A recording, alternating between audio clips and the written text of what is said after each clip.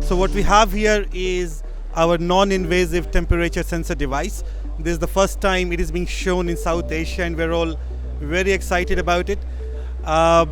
Traditionally, temperature measurement is done by drilling a hole in the pipe and putting a thermowell there.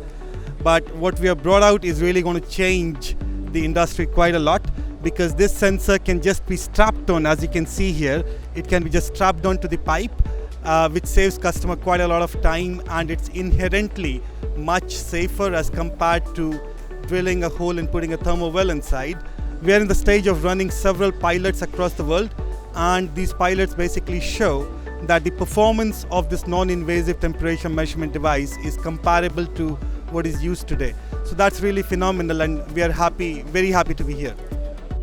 It has been rather busy 2 days at ITAP so far. There was also a tech talk which was very well attended. This particular device really makes use of the physics, and some people found it rather wonderful that you can measure the temperature inside the pipe while measuring the surface temperature, and some just found it hard to believe.